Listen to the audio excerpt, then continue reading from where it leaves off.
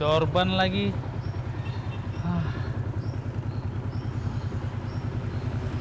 Turun dulu.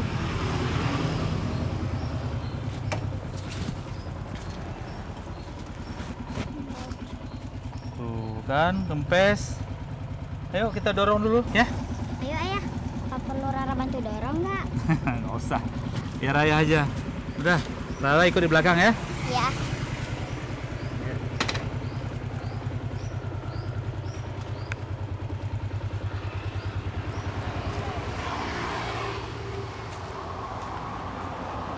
Bang, bocor bang. Tempe apa? Ya, banku.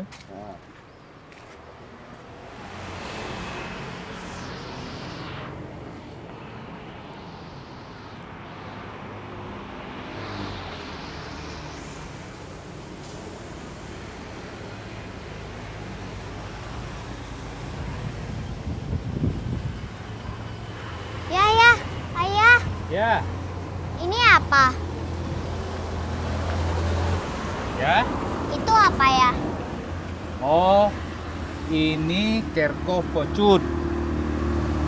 Kerkhof namanya. Kalau dalam bahasa Belanda artinya perkuburan. Jadi kerkhof ini tempat dimakamkan para tentara kolonial Belanda masa Perang Aceh. Kenapa? Kok Rara serius sekali? Mau lihat lebih dekat lagi?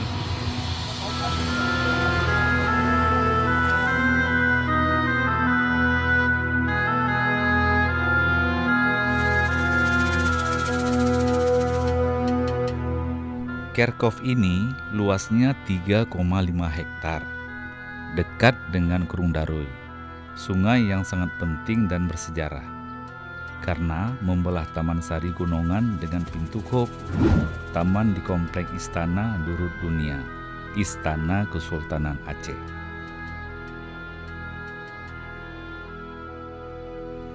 Menurut catatan Belanda, ada 2.200 orang yang dimakamkan di sini.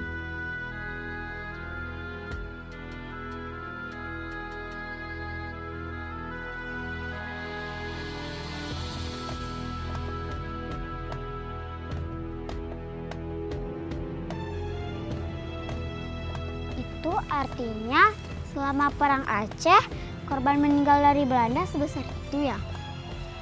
Kalau dari pemerintah Belanda sendiri mengatakan seperti itu. Tapi hal ini juga dibantah oleh ahli sejarah dan juga oleh orang Belanda itu sendiri. Begitu ya. Ya. Karena hutan, sungai, jurang, dan lembah juga menjadi kuburan tersendiri bagi para serdadu perang. Baik dari kubu Pejong Aceh maupun tentara Belanda. Bahkan, ada sebuah catatan lama menyebutkan Taman Makam Pahlawan pada awalnya juga dipercaya menguburkan para personil militer Belanda yang khususnya dimakamkan secara massal. Kuburan juga di Tenggarai ada di Olele, Lampulo, dan Pelanggahan.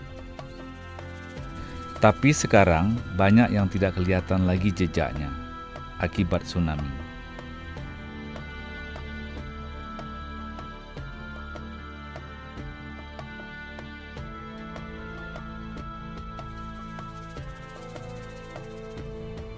Bagi tentara Belanda, dimakamkan di sini adalah kebanggaan.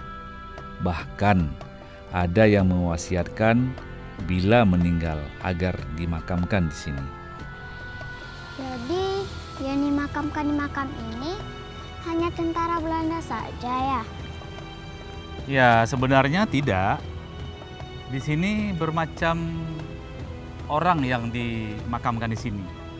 Ya, warga sipil, dokter, pendeta, anak-anak juga ada, warga Tionghoa juga ada, bahkan orang Jepang pun ada dimakamkan di sini. Tuh, lihat. Nah, itu orang Jepang semua itu. Mereka sebagian besar korban karena perang, terus kecelakaan, karena juga wabah daripada penyakit. Tuh. Kok bisa sampai sebanyak itu ya? Ya, karena seperti itu. Ayo kita ke sana.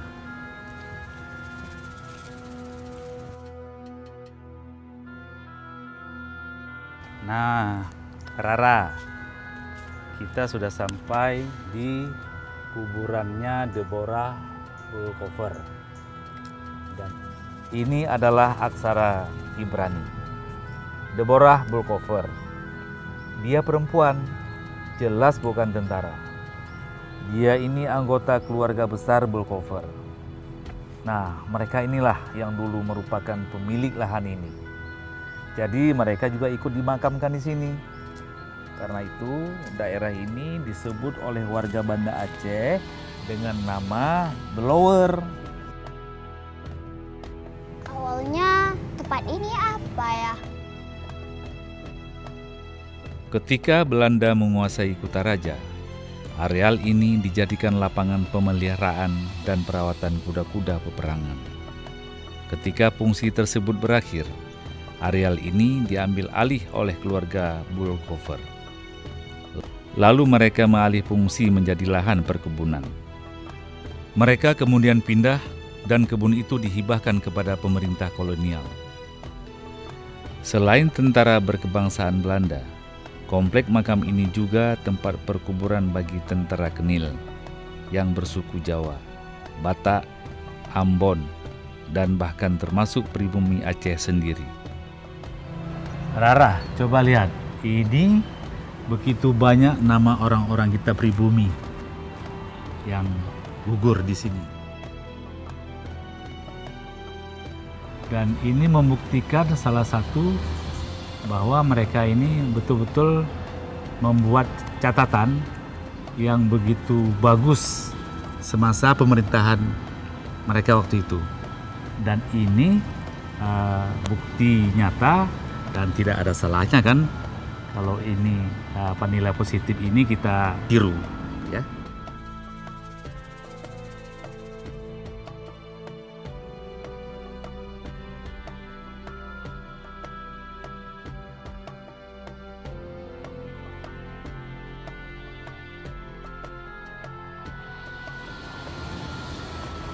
Ayah.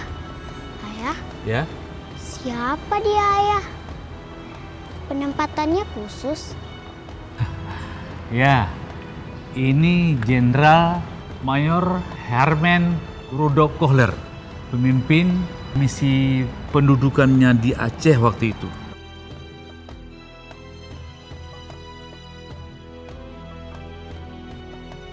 Ada monumen untuk mengenang peristiwa itu. Perang sengit terjadi di sepanjang wilayah perjalanan tentara Belanda, sehingga beberapa wilayah Mukim Meraksa menjadi ladang mayat korban perang. Mereka tergeletak di mana-mana.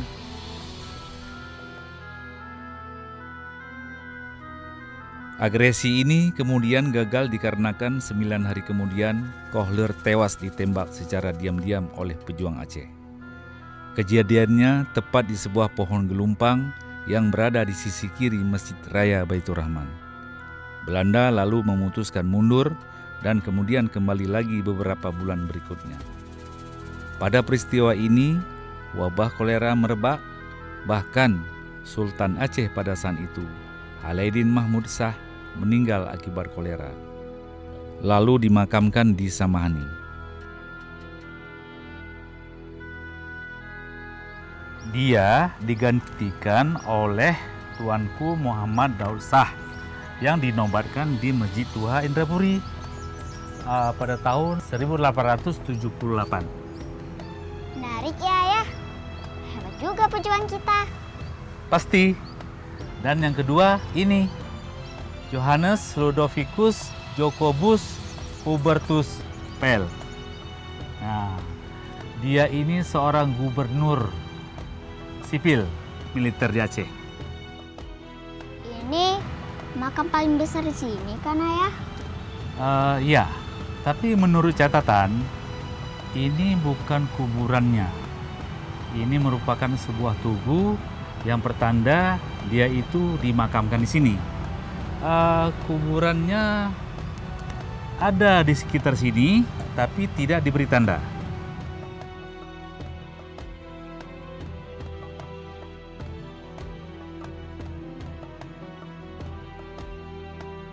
Ketiga adalah Wilhelm Bernhard Johann Anton Schipen.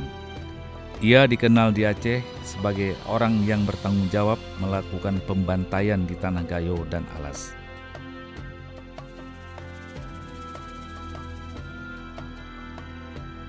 Ia lancar berbahasa Aceh. Dia meninggal akibat tikaman rencong warga masyarakat Aceh dalam sebuah sidang pengadilan soal sengketa tanah.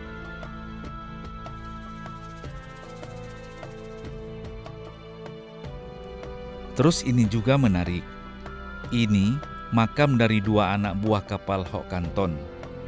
Ada cerita menarik dari peristiwa itu. Kapal ini diserang oleh Teku Umar di Pantai Riga. Sekarang di Calang.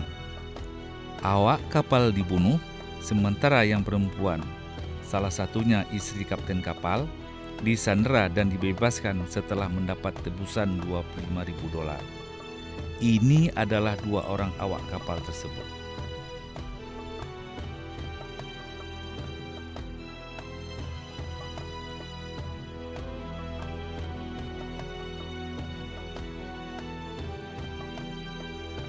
Nah, jadi kalau dikatakan komplek makam ini hanya untuk serdadu dan petinggi militer Belanda, itu ada pengecualiannya untuk makam ini. Siapa dia, Ayah? Misalnya kok berbeda? Ya, itulah namanya kuburan Merah Pupuk. Merah Pupuk itu putra Sultan Iskandar Muda.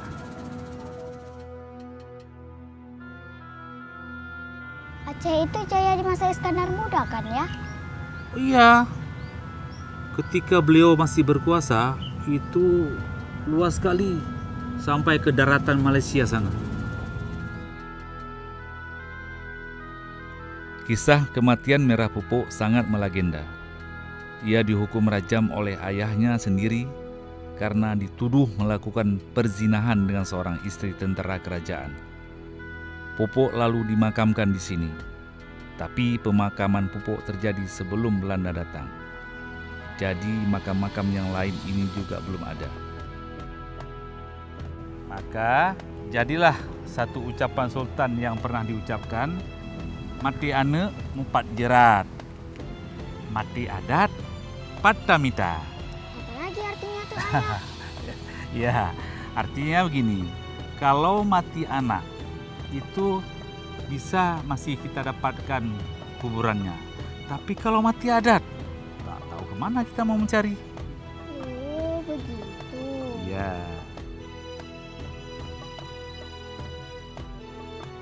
Kerkop ini dinamakan Kerkop Pecut. Pecut itu asal kata potocut. Ya, kalau diteruskan jadi Pocut. Pocut itu nama panggilan Merah Pupuk ketika masih anak-anak dulu. Oh, apa arti potecut itu, Ayah? Potocut itu kalau pete itu artinya pangeran. Kalau cut muda, masih kecil. Jadi kalau kita sebut cepat jadinya pocut.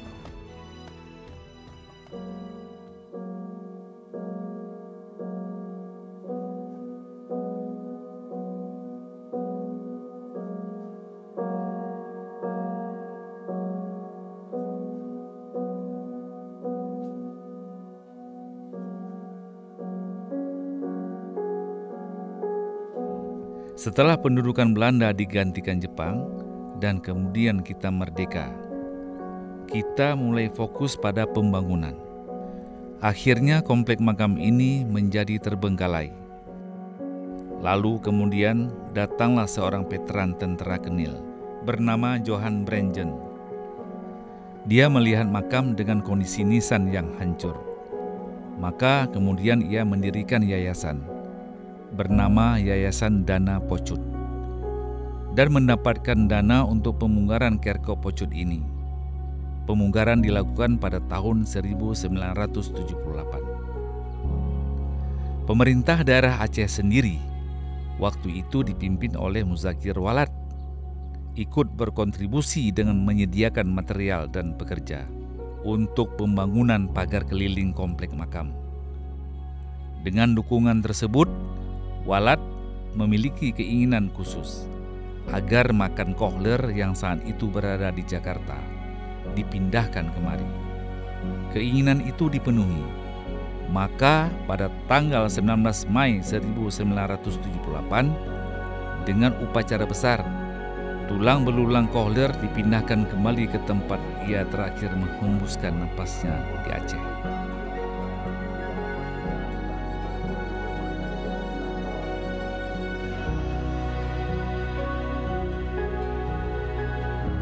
Sejak saat itu, bangunan Kerko Pecut mulai terlihat bagus. Terlihat lebih indah dengan catatan nama-nama serdadu ini yang seakan berfungsi menjadi ornamen.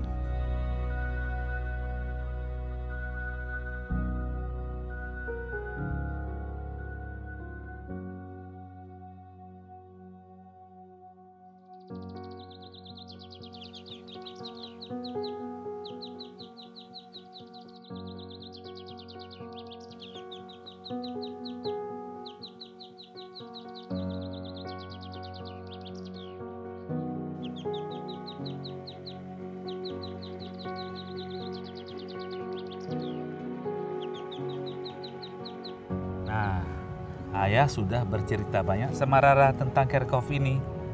Sekarang Ayah mau tanya, apa yang bisa Rara pelajari dari cerita Ayah tadi? Monumen, Ayah. Kok monumen? Ayo. Ya, tidak sekedar itu saja.